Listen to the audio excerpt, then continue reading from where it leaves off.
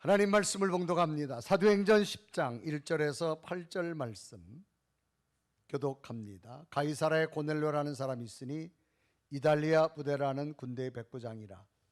그가 경건하여 온 지방과 더불어 하나님을 경외하며 백성을 많이 구제하고 하나님께 항상 기도하더니 하루는 제9시쯤 되어 환상 중에 밝기 봄에 하나님의 사자가 들어와 이르되 고넬료야 하니 주목하여 보고 두려워 이르되 주여 무슨 일이니까? 천사가 이르되 내 기도와 구제가 하나님 앞에 상달되어 기억하신 바가 되었으니 내가 지금 사람을 요바에 보내어 베드로라는 시몬을 청하라. 그는 무두장이 시몬의 집에 유숙하니 그 집은 해변에 있다 하더라. 마침 말하던 천사가 떠나매 고넬료가 집안 하인 둘과 부하 가운데 경건한 사람 하나를 불러 이 일을 다 이루고 욥바로 보내니라. 아멘. 아멘. 오늘도 성전과 가정에서 예배한 여러분에게 하늘의 기쁨이 하나님의 능력의 일들이 나타나기를 주님의 이름으로 축복합니다. 아멘. 세계에서 거대한 나라 중에 하나를 꼽으라면 미국이란 나라겠죠. 미국은 자치주만 50개 주를 가지고 있는 국가입니다. 한 주의 크기를 설명하자면 50주 가운데 캘리포니아라는 주가 있습니다. 이 캘리포니아 주 하나만 크기는 대한민국 남한의 4배 면적이 되어집니다. 이렇게 박자가 안 맞아서 자, 여러분, 주 50개 주 가운데 한 주가 우리나라 남한의 4배 정도 된다면 아직은 아니고 뭐 설교를 하면 이렇게 좀 생각도 하고 좀 의미도 하고 그래야지. 50주가 되는 가운데 한 주가 남한의 4배라 그래도 아멘. 다시 해볼게요. 50주 가운데 이 캘리포니아 주 면적은 남한의 4배 정도가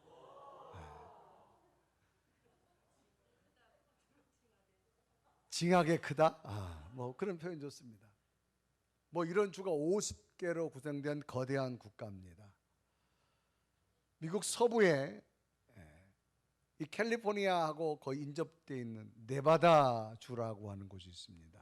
이 네바다 주는 처음에는 멕시코 땅이었습니다. 그런데 1848년 전쟁이 발발하고 1864년에 정식으로 전쟁 중에 미국의 영토로 들어간 주가 이 네바다 주입니다.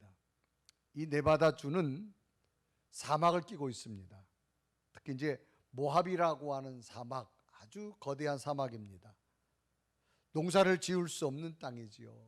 그래서 그곳에서 어떻게 하면 이 주가 살아날 수 있을까 하다가 관광 사업을 진행했는데 그 중에 하나가 바로 라스베가스가 있는 도시가 이 네바다 주에 있습니다. 이 1967년도 이 네바다주 사막 한가운데 한 청년이 트럭을 몰고 이동 중인데 이 사람은 주유소 종업원입니다. 이름은 멜빈 다마라고 하는 청년입니다. 이제 자동차를 운전해 가지고 가다가 허름한 노인이 길에 쓰러져 있는 걸 발견하고 급히 차를 세웁니다. 그리고 노인을 깨우고 묻습니다. 어디까지 가십니까 어르신? 그래서 그 어르신을 태우게 되지요. 제가 모셔다 드리겠습니다 하고 차에 태우고 운행을 합니다. 그 노인은 정신을 차린 듯 고맙소 젊은이 하고 차를 타고 함께 이동을 하다가 나를 라스베가스까지 좀 태워다 줄 수 있겠소? 라고 부탁을 합니다. 어느덧 노인의 목적지인 라스베가스에 도착하게 됩니다. 아주 초라하고 가난한 노인이라고 생각한 이 젊은이는 25센트를 이 노인에게 건네주면서 말합니다. 어르신, 차비에 보태 쓰세요. 그리고 안녕히 건강히 잘 가세요 하고 그 노인과 헤어졌습니다. 그러자 노인은 참으로 친절한 젊은이구만, 내게 명함을 좀 줄 수 있어? 라고 묻습니다. 젊은이는 무심코 자신의 명함을 건네주게 됩니다. 명함을 받아든 노인은 그 명함에 적힌 이름 멜빈 다마를 외치면서 고맙네 젊은이, 내가 이 신세는 꼭 갚겠네. 나는 하워드 휴즈라고 하는 사람이네. 그리고 이 두 사람은 헤어졌습니다. 한참이나 세월이 흘렀습니다. 이 젊은이는 이런 일을 잊고 살아가던 어느 날 기상천외한 일이 일어났습니다. 신문에 아주 탑 기사로 세계적인 부호 하워즈 사망이라는 기사가 뜹니다. 그리고 하워즈 사망과 더불어 하워즈의 유언장을 변호사가 소개하게 되어진 것이 핫 이슈였습니다. 하워즈 휴즈는 1905년 휴스턴에서 아주 성공한 사업가 중에 하나입니다. 당시 하워즈 휴즈는 헐리우드의 영화사를 가지고 있었고 방송국을 가지고 있었고 비행기 회사, 호텔, 카지노 등 50개의 굴지의 기업을 가진 사람 중에 한 분입니다. 아주 미국의 경제계의 큰 거물이었습니다. 그런데 놀라운 것은 그의 유산 중 16분의 1을 멜빈 다마에게 증여한다는 내용의 유언장이 변호사를 통하여서 공개된 겁니다. 그런데 놀라운 것은 이 멜빈 다마라는 사람이 누구인지를 아는 사람이 없습니다. 하워즈 휴지 아무리 일가 친척을 찾아도 이 멜빈 다마를 아는 사람이 전혀 없습니다. 다행히 유언장 뒷면에는 휴즈가 적어놓은 멜빈 다마의 연락처와 함께 글이 써 있었는데 이런 겁니다. 내가 일생 동안 살아오면서 만났던 사람 가운데 가장 친절하며 감명 깊었던 기억에 남는 사람이다 라고 메모가 적혀 있는 겁니다. 그 당시 유산의 총액이 $250, 16분의 1은 최소한 1억 5천만 달러, 오늘 하나로 계산해도 약 2천억. 이 화폐는 100년 전의 가치입니다. 휴즈는 자신의 일생에 큰 기억에 남는 25센트의 감동의 이야기를 남기고 유언장에게 소개하고 이에게 유산을 주어진 겁니다. 이 하워즈 휴즈는 비행기사를 가지고 있었습니다. 비행기 운행 중에 여러 번 비행기가 추락하며 떨어지면서 뇌를 다쳐서 정신적 이상이 생긴 적이 있습니다. 그러다가 노년에는 홀로 사막에서 걸어가다 이 청년을 만나서 가장 친절한 베품을 받은 사람 중에 하나라고 기록합니다. 이 사건은 미국 사회에 전해오는 아주 감동의 실화적 내용으로 소개되고 있습니다. 우리는 기억이란 단어가 있습니다. 이 기억이란 단어는 이전의 인상이나 경험을 의식 속에 간직하거나 도로 생각해내는 것을 우리는 기억이라 그렇게 말합니다. 이런 기억은 하나님께도 있었다라고 성경은 기록합니다. 오늘 성경 본문은 한 사람의 이름을 기억하면서 기록하면서 하나님께 기억되어진 사람이다라고 말합니다. 그 이름은 고넬료라는 사람입니다. 로마, 이탈리아 군대의 백부장으로 소개합니다. 이 사람은 하나님을 경외하며 백성들을 많이 구제하며 항상 기도하는 자. 어느 날 하나님의 사자가 나타나서 하나님의 뜻을 이 고넬료에게 전합니다. 고넬료야, 내 구제와 기도가 하나님께서 기억하게 되어지겠다 하시면서 앞으로 너에게 일어날 일들을 설명해 주고 있는 내용입니다. 고넬료의 믿음과 생활을 하나님께서 인정해 주시며 기도 중에 성령의 인도하심으로 베드로를 만남으로 말미암아 이방인이었던 이 고넬료에게 성령이 역사하게 되어지고 세례를 받게 되어지고 하나님의 영이 운행하는 것을 보게 되는 놀라운, 유대인에게만 복음의 역사가 나타난 줄 알았는데 이방에게부터 성령의 역사가 시작되는 첫 출발에 이 고넬료가 소개하게 되어지는 것을 봅니다. 그래서 사도행전 10장 4절은 기록합니다. 고넬료가 주목하여 보고 두려워하여 이르되 주여 무슨 일이니까? 천사가 이르되 내 기도와 내 구제가 하나님 앞에 상달되어 기억하신 바가 되었으니. 그러면 도대체 고넬료는 하나님 앞에 어떤 것이 기억되어져서 고넬료는 이미 성경에 기록되어졌고 고넬료 앞일에 되어진 일들을 하나님께서 친히 인도하셨는가를 보면서 이 고넬료가 하나님 앞에 기억된 것처럼 저와 여러분도 하나님 앞에 기억되어져서 앞으로 펼쳐질 미래에 하나님의 인도함이 있기를 주님의 이름으로 축복합니다. 아멘. 어떤 모습이 하나님 앞에 기억되어졌을까? 첫째는 하나님을 경외했다는 겁니다. 아멘. 자, 이 고넬료는 당시 가이사라 지중해 해변 도시입니다.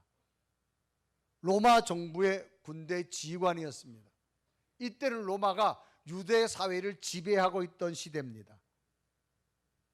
그래서 이 로마의 황제가 이 가이사라라는 지역에 한 군대 100명의 군대를 거느리는 로마 지휘관을 보냈습니다. 그 사람이 고넬료입니다. 이 고넬료는 로마 황제의 명령을 따라야 되고 황제가 믿는 신을 믿어야 되고 오로지 황제만을 위한 삶을 살아야 됩니다. 그런데 놀랍게도 이 고넬료는 황제가 반대하는 하나님을 섬기는 삶을 삽니다. 하나님을 믿는 삶을 삽니다. 더 나아가서는 가족과 더불어 하나님을 경배하며 하나님을 경외하는 자라고 성경은 소개합니다. 그래서 성경은 온 집안이 섬겼다라고 기록하죠. 사도행전 10장 2절은 기록합니다. 그가 경건하여 온 집안과 더불어 하나님을 경외하며 라고 말합니다. 그가 경건했다. 이 경건했다는 말은 하나님께 인정받았다는 의미입니다. 그러니까 고넬료의 삶은 하나님 앞에 명확히 비추어 하나님 중심으로 살았다 그런 얘기입니다.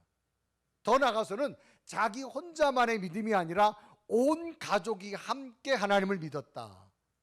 그래서 사도행전 10장 2절은 구체적으로 그가 경건하여 온 집안과 더불어 하나님을 경외하며 그랬습니다. 그러니까 고넬료 믿음뿐만 아니라 하나님 섬기는 것을 온 집안과 더불어 뭐였냐? 경외했다는 겁니다. 이 경외란 말은 공경하면서도 두려워하는 것을 경외라 말합니다. 이 공경이란 말은 상대방의 존경심을 가지고 예의를 갖추는 것을 공경이라고 말합니다.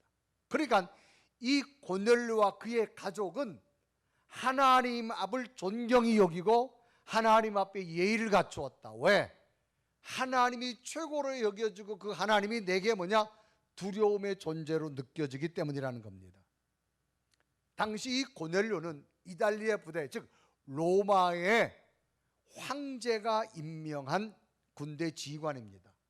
이때는 로마가 유대인을 지배하고 있던 시대입니다.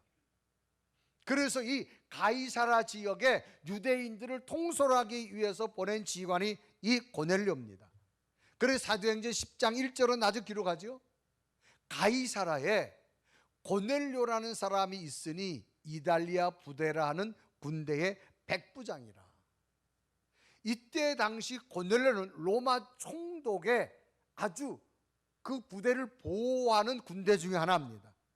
그래서 이 황제와 깊은 관계를 맺은 황제의 직속적인 명령을 받는 부대 중에 하나입니다.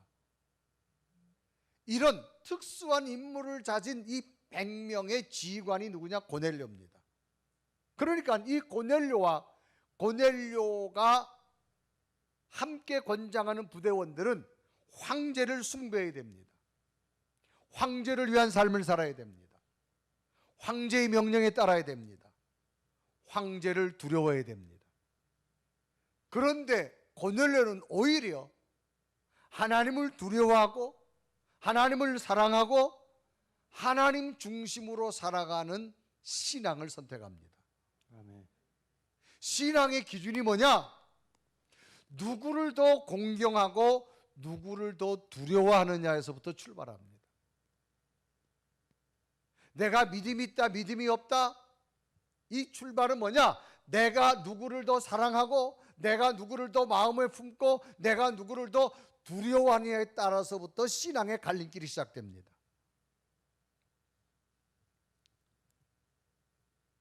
간혹 사람은 무섭고 두려우면 하게 됩니다. 그런데 안 무서워진다고 생각되면 안 합니다. 그것은 인간의 본능이지요.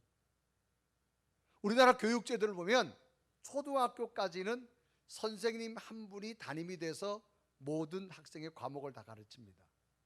그런데 중학교를 지나가면서부터 이제는 선생님이 다양합니다. 과목마다 선생님이 다 다릅니다. 그리고 일단 중학교 들어가면 그때부터 공부하는 양이 많아집니다. 그러다 보니까 집에서 해올 숙제도 많아지는 거예요. 그런데 그 숙제 양이 많다 보니까 우선순위를 정합니다. 어느 과목 숙제부터 먼저 하느냐라고 하는 겁니다. 그때 학생들은 머리를 굴리지요. 어느 과목 선생님 숙제부터 가장 먼저 할까요? 가장 무서운 선생님 과목부터 먼저 합니다. 왜? 혼나지 않아야 되니까. 그런데 다른 과목은 무섭지 않다고 느껴지는 선생님 숙제는 시간이 없으면 뒤로 미루게 됩니다. 사람은 두렵고 무섭다고 느껴지면 합니다. 그런데 무섭지 않다고 느껴지는 순간 하려고 하지 않습니다. 오늘 고넬료는 어떤 사람이냐? 하나님을 경외했다. 하나님을 사랑하는 마음도 가지고 있지만 하나님을 거룩한 두려움을 가지고 있다, 그런 얘기입니다. 오늘 우리가 주일날 예배를 드립니다. 주일을 드려지는 것, 주일을 지키는 것, 주일을 지키지 않는 것, 과연 내가 어떤 신앙의 모습으로 받아들일까라는 겁니다. 주일을 지키지 않을 때 하나님이 내게 어떻게 하실까 두려운 마음이 든 자는 주일을 철저하게 지키려고 했을 겁니다. 그런데 주일을 지키지 않아도 쉽게 범해도 하나님이 무섭지 않다고 느껴지는 자는 주일 예배 등한시할 겁니다. 신앙생활하면서 하나님 앞에 순종하는 것 두려운 마음으로 받으면 합니다. 그런데 두렵지 않다고 무섭지 않다고 느껴지면 순종하지 않습니다. 하나님 앞에 11조 생활하는 것, 그 하나님 은혜가 크고 내가 하나님 앞에 하나님의 것을 온전히 드리지 않고 나면 하나님께서 어떤 내게 채찍과 무서움을 줄까 두려운 자는 합니다. 그런데 두렵다고 느껴지지 않은 자는 안 합니다. 해도 대충 합니다. 기도 생활하는 것, 기도해도 되고 안 해도 되고, 안 하면 하나님은 무서운 존재라는 걸 느껴지는 자는 하게 됩니다. 그러니까 신앙의 기준이 뭐냐? 하나님에 대해서 얼마나 사랑하는 마음과 두려운 마음을 가지고 있느냐에 따라서 신앙의 판도는 너무 달라집니다. 아멘. 오늘 고넬료는 누구를 무서워하고 두려워야 되느냐? 황제를 무서워하고 두려워야 됩니다. 왜? 황제의 직속으로 명령받는 부대 지휘관입니다. 황제가 제일 싫어하는 게 유대인들이 믿는 하나님입니다. 그런데 이 고넬료는 하나님을 경배하게 되어지고 그것도 온 가족과 더불어 경배하며 더 나아가서는 하나님을 사랑하고 두려워하는 자가 되어졌다고 성경은 말합니다. 아멘. 그래서 성경은 경외라고 하는 단어를 씁니다. 이 경외란 단어를 하나님께서 친히 하나님의 사자를 통해 쓴 사람이 있습니다. 그 사람이 바로 구약시대 아브라함이라는 사람입니다. 이 아브라함은 하나님 앞부터 믿음이 정말 훌륭해서 복의 근원이라고 하는 칭호를 받은 사람 중에 하나입니다. 그런데 아브라함이 하나님이 허락하지 않은 게 있어요. 자녀를 허락하지 않았어요. 그런데 100살이 되어졌을 때 하나님께서 이삭이라는 아들을 줍니다. 100세의 아들을 얻고 나니 얼마나 기쁜지 몰라요. 그저 눈만 뜨면 아들 쳐다보고 눈만 뜨면 아들 쳐다보고 그 아들이 어느덧 15세, 16세, 17세 청소년기를 지나서 청년기로 넘어갈 나이가 됐어요. 하나님이 어느 날 아브라함의 믿음을 시험해 보고 싶은 거예요. 정말로 지금도 아브라함이 나를 사랑하고 나를 두려워하고 있는지. 그래서 하나님께서 아브라함을 불러요. 아브라함아, 내 아들 이삭 있지? 네. 예쁘냐? 예쁩니다. 진짜 예쁘냐? 두말할 수 없습니다. 정말 멋있냐? 정말 멋있습니다. 그러면 내 아들 이삭을 모리아 제단에 짐승을 잡아 제사 드리는 것처럼 잡아가지고 번제로 드려라고 하나님께서 말씀합니다. 이때 장면이 창세기 22장 2절에 이르고 합니다. 여호와께서 이르시되 내 아들 내 사랑하는 독자 이삭을 데리고 모리아 땅으로 가서 내가 내게 일러준 한 산 거기서 그를 번제로 드리라. 그러니까 하나님께서 이삭을 말할 때 그냥 말하지 않아요. 거기 보니까 내 아들 내 사랑하는 또 그냥 아들 독자 이삭이라고 말합니다. 그래서 2절에 기록하죠. 여호와께서 이르시되 내 아들 내 사랑하는 독자 이삭이라고 말합니다. 이걸 드리라는 겁니다. 그러면 짐승처럼 잡아가지고 아들이 없어지는 거예요. 불로 태워서 향기를 올려드리는 번제 제사입니다. 과연 이걸 어떻게 할까? 아브라함은 과감하게 아들을 데리고 모리아 제단에 가서 나무 위에다가 아들을 묶어놓고 칼로 마지막 주기를 내리치려고 하는 그 순간, 칼이 여기까지 왔을 때 하나님께서 사자를 보냅니다. 외치죠. 아브라함아, 아브라함아, 네 아들 손대지 말라. 내 믿음을 보고 나니까 이제야 지금도 네가 나를 경외, 사랑도 하고 두려워하는 마음을 알았다라고 말합니다. 왜? 두려워하면 뭐든지 순종할 수 있습니다. 사랑하면 무엇인지 줄 수가 있습니다.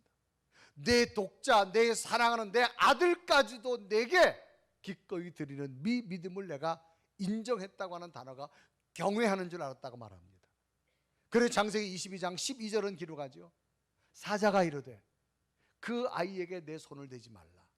그에게 아무 일도 하지 말라. 내가 내 아들 내 독자까지도 내게 아끼지 아니하였으니 내가 이제야 내가 하나님을 경외하는 줄을 아노라. 경외란 말은 사랑하는 겁니다. 그 하나님을 두려워하는 겁니다. 고넬료는 지금 황제를 두려워해야 됩니다. 황제를 사랑해야 됩니다. 그럼에도 불구하고 고넬료는 내 속에 하나님을 사랑했습니다. 내 속에 하나님을 두려워했습니다. 그래서 하나님께서는 이 고넬료를 인정했습니다. 기억했습니다. 아멘. 오늘 우리의 믿음도 하나님 앞에 기억되는 성도가 되어졌으면 좋겠습니다. 아멘. 두 번째는 구제를 많이 했다라고 성경은 기록합니다. 구제란 말은 어려운 처지에 있는 사람을 도와주는 걸 구제라고 말합니다. 당시 유대 사회는 로마의 정부가 지배했습니다. 로마의 법을 가지고 많은 세금을 걷어갑니다. 로마의 법을 가지고 군대를 보내가지고 어떻게 하는지 유대인들을 착취하고 이 유대인들을 노동력을 착취하고 로마의 정부로부터 억압하려고 하는 정책이 이 로마의 정책이었습니다. 그래서 유대인과 이 로마 사람들이 잘 상종하지 않습니다. 그렇기 때문에 대체적으로 이 로마는 점령군으로서 유대인들을 난폭하게 대합니다. 인격도 무시합니다. 그래서 늘 이 유대인들은 이 로마인을 바라볼 때 아주 경멸한 눈초를 바라봅니다. 이러한 때에 모든 로마 사람을, 군인들을 두려워하고 있는 때에 그것도 황제의 명령을 즉석받는 지휘관 고넬료가 유대인들을 찾아다니면서 어려운 자들을 구제합니다. 도와줍니다. 그것도 그냥 도와주는 것이 아니라 많이 구제했다라고 성경은 기록합니다. 놀라운 일이 아닐 수 없죠. 그래 이때 장면을 사도행전 10장 2절은 아주 구체적으로 기록합니다. 그가 경건하여 온 집안과 더불어 하나님을 경외하며 백성을 많이 구제하고 라고 기록합니다. 얼마나 구제를 많이 했던지 그 구제를 받은 유대인들이 한두 사람이 아니라 유대인 수많은 사람들이 고넬료를 칭찬했다라고 말합니다. 그래서 사도행전 10장 22절은 기록하죠. 그들이 대답하되 백부장 고넬료는 의인이요 하나님을 경외하는 사람이라 유대 온 족속이 뭐하더니 칭찬하더라. 유대인들을 억압하고 착취하고 지배해야 된 이 폭군같이 정치를 해야 된 고넬료가 그 속에 하나님이 있고 나니까 이들에게 많이 구제하게 되어지자, 하나님을 두려워하면서 행하게 되자 오히려 유대인들이 칭찬하게 되어졌다는 겁니다. 칭찬은 어떤 뜻이지요? 좋은 점이나 착하고 훌륭한 것을 높이 평가하는 걸 칭찬이라고 말합니다. 유대인들은 지금 칭찬할 수 있는 상황이 아닙니다.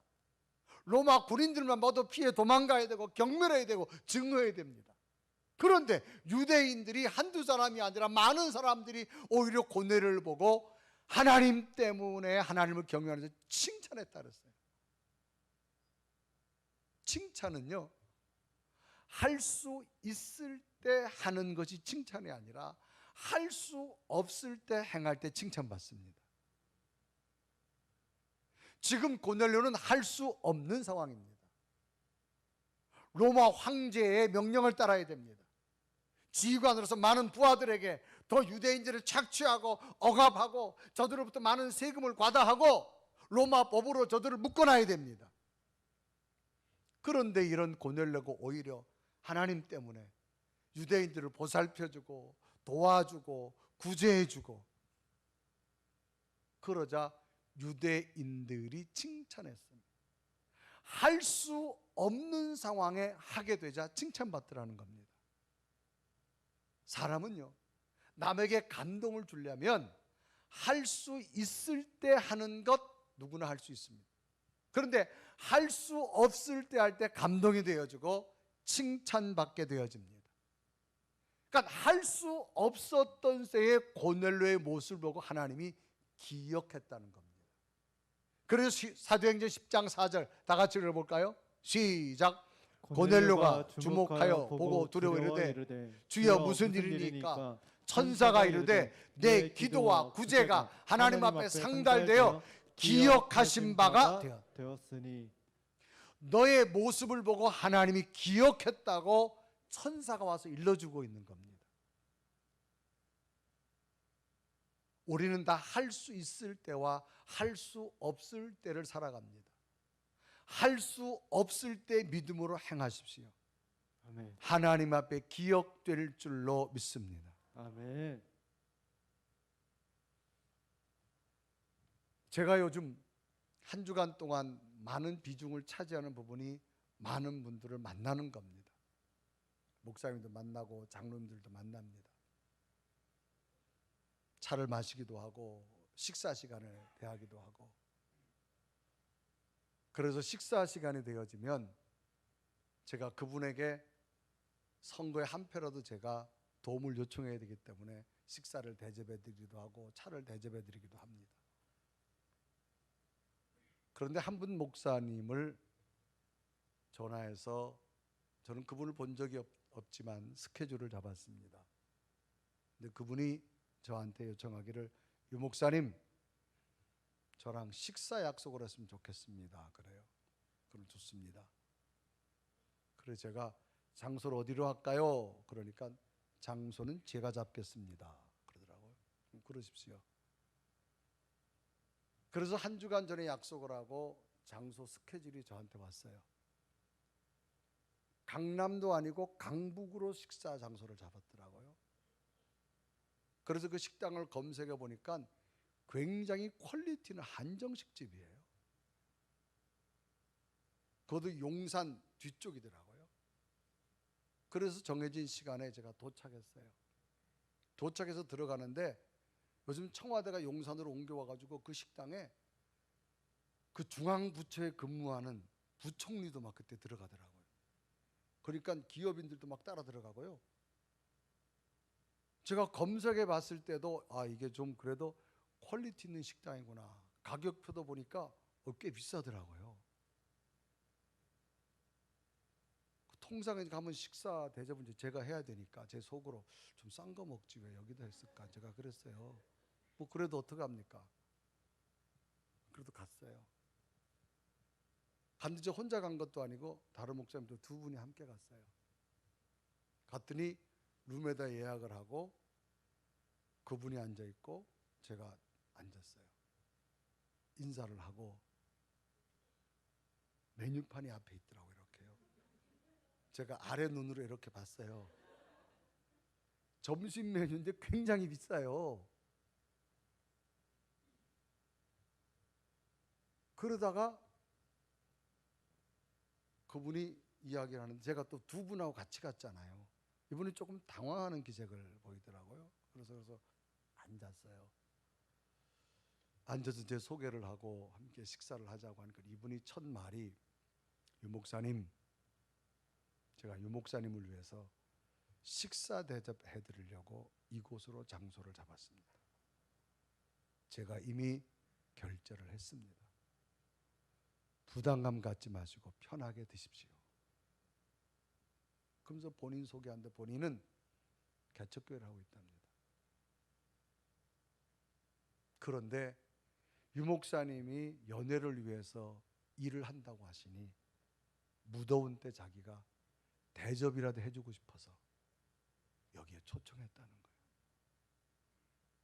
결제 다 끝났으니까 편하게 식사하래요.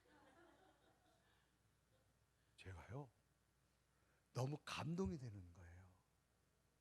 야, 이분이. 그래서 제가 식사를 마치고 나서 그분한테 문자를 보냈어요. 너무너무 감동이고 감사했습니다. 제가 이번 선거가 잘 마치면 꼭 목사님 가족을 초청해서 제가 대접하겠습니다. 한 주간엔 그분 생각하면요 기분이 좋아져요. 제 기억에 남는 거예요. 여러분 일생을 살아다 수많은 사람들을 만났을 거예요. 그럼 여러분 잊혀지는 하지만 어느 순간 그분이 여러분이 전화가 왔어요. 권사님, 집사님, 장로님, 나 이번에 이것 좀 도와줬으면 좋겠는데 라고 부탁이 왔을 때 여러분 기억에 좋게 기억에 남는 사람이라면 여러분이 시간도 낼 것이고 물줄도 낼 것이고 정성도 낼 거예요. 그게 기억입니다. 오늘 성경은 이 고넬료의 모습이 하나님 앞에 기억됐다는 거예요. 아멘. 자기를 필요할 수 있는 곳에 시간도 주고 물질도 주고 나눔도 주고 우리의 믿음이 하나님 앞에 기억되는 믿음이 되어야 될 줄로 믿습니다. 아멘. 제가 목회하면서 보니까요 봉사와 헌신은요 돈 많다고 하는 것도 아니고 돈 없다고 못하는 것도 아니더라고요. 내 속에 어떤 마음을 갖느냐, 하나님이 주시면 얼마나 내가 하나님을 섬기는 사랑하는 마음이 있냐에 따라 달라지더라고요. 오늘 고넬료는 하나님 앞에 구제를 많이 했다. 자기가 필요한 것을 많이 나누고 섬기는 데 애쓴 사람, 하나님이 기억했다고 기록합니다. 여러분 이 땅을 살아가면서 하나님 앞에 사람들 앞에 좋은 기억에 남는 모습이 되기를 바랍니다. 아멘. 마지막으로 고넬료는 항상 기도했다라고 소개합니다. 이 고넬료는 기도의 사람이었습니다. 그래서 성경은 기도의 표현을 다양한 모습으로, 오늘 성경은 이 고넬료 기도 생활을 항상 기도했다 이런 이야기를 합니다. 그래서 사도행전 10장 2절에 이루어가죠.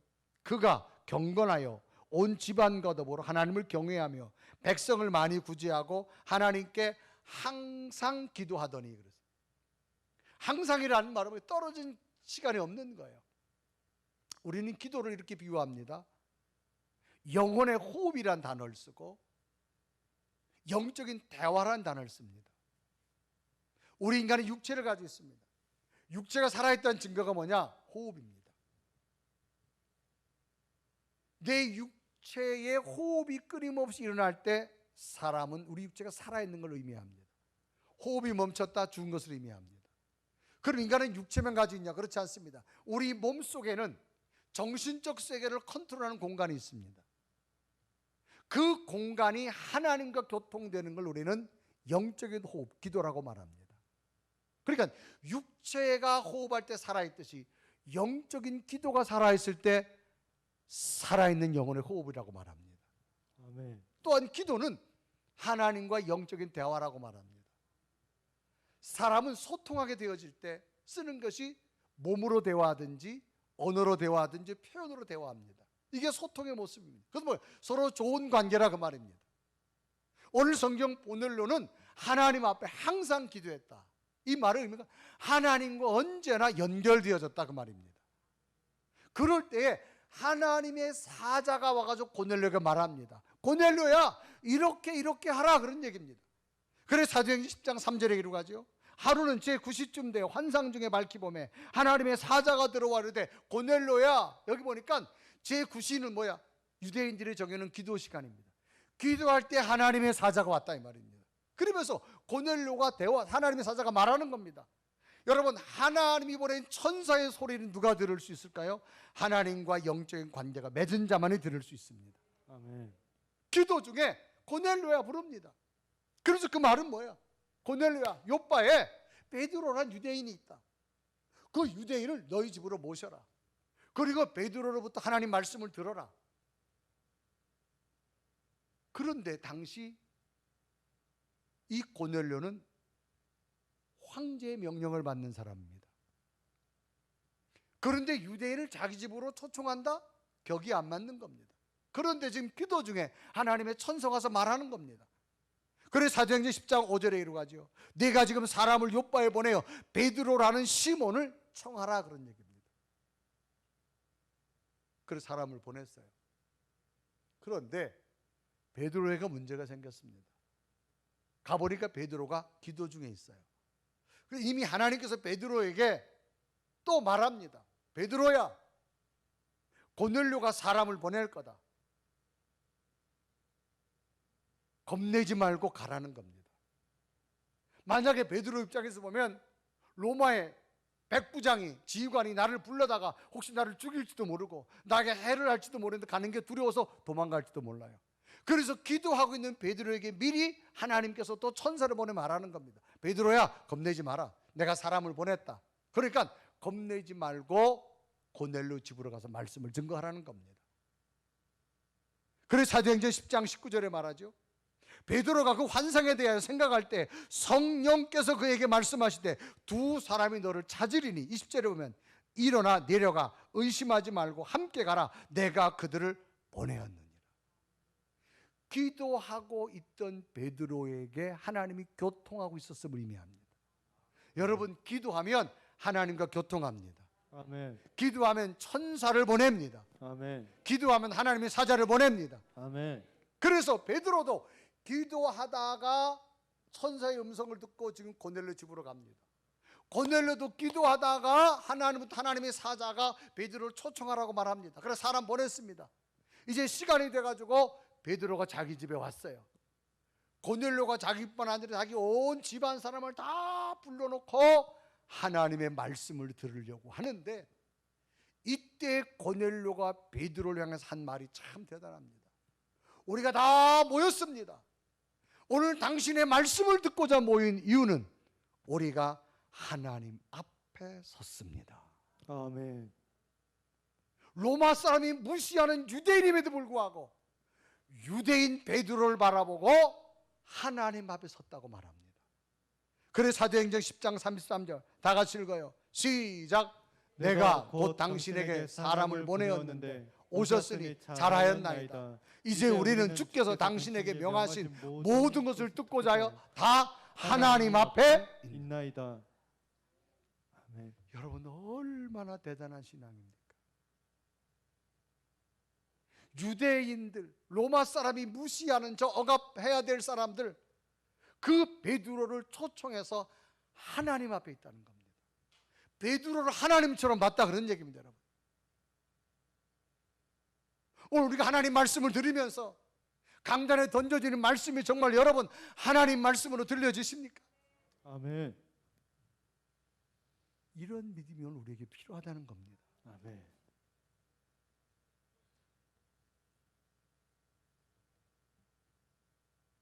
기도 중에 하나님의 뜻을 알았고, 기도 중에 하나님의 메시지를 알았고, 아멘. 기도 중에 하나님이 인도하는 걸 알게 됩니다.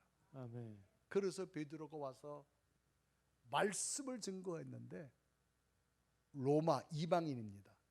지금까지 유대인들은 자기들만 하나님의 택함 받은 백성인 줄 알았어요. 그런데 하나님 앞에 서 있다고 말하는 고넬료와 그 가족들이 베드로의 말씀을 듣다가 어떤 역사나 성령이 임합니다. 아멘. 그래서 사도행전 10장 44절 다 같이 읽어요. 시작. 베드로가 이 말을 할 때 성령이 말씀 듣는 모든 사람에게 내려오시니. 아멘. 아멘. 모든 사람에게 성령이. 그래 유대인들은 자기들에게만 하나님의 영이 임한 줄 알았는데 최초로 이방인에게도 성령의 역사가 나타나고 아멘. 세례를 받고요. 복음의 역사가 시작하게 된 줄로 믿습니다. 아멘. 왜? 고넬료는 하나님 앞에 기억된 자기 때문입니다. 아멘. 오늘 우리의 신앙도 하나님 앞에 기억되기를 바랍니다. 아멘. 정말로 하나님을 경외하며 구제를 많이 하며 항상 기도하는 삶을 고넬료처럼 산다면 우리도 하나님 앞에 기억될 줄 믿습니다. 아멘. 그래 사도행전 10장 4절은 분명히 기록하지요. 다 같이 읽습니다. 시작. 고넬료가 주목하여 보고 두려워하여 이르되 주여 무슨 일이니까? 천사가 이르되 내 기도와 구제가 하나님 앞에 상달되어 기억하신 바가 되었으니. 우리의 믿음이 하나님 앞에 기억한 바가 되어져서 하나님과 소통하시고 아멘. 하나님이 미래를 열어주시고 아멘. 하나님이 새로운 길로 인도하는 놀라운 일들이 여러분 믿음 가운데 일어나기를 주님의 이름으로 축복합니다. 아멘. 우리 시간 간절히 고백하기 원하겠 하나님, 나의 잘못된 행실은 다 기억하지 마시고 정말 하나님이 기억할 만한 아름다운 일들만 기억되게 해달라고 간절히 고백하며 찬양합니다. 나의 모든 행실을 주여 기억하시고 바른 길로 인도하소서.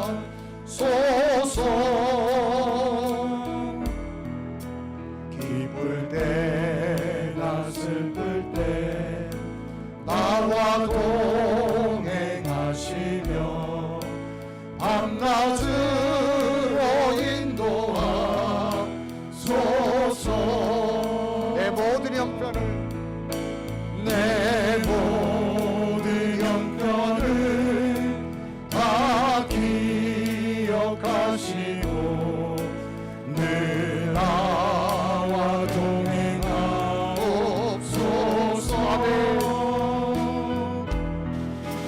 나의 생명 주 앞에 남김없이 드리니 주여 나를 지켜주. 내 모든 형편 다 기억하시고 내 모든 형편을 다 기억하시고 늘 나와 동행하옵소서. 나의 생명 주 앞에 나의 생명 주 앞에 남김없이 드리니 주여 나를 지켜주소서.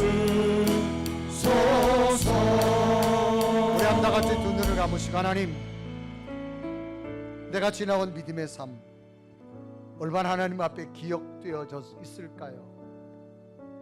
나의 잘못된 것이 기억되었다면 하나님 다 지워주시고 이제는 하나님을 사랑하며 하나님을 두려워하며 하나님을 경외하는 믿음만 남게 하여 주옵시고 하나님이 필요한 곳이라면 내 속에 하나님이 있다면 많은 곳에 나를 섬기고 나눌 수 있는 삶을 살기를 원합니다.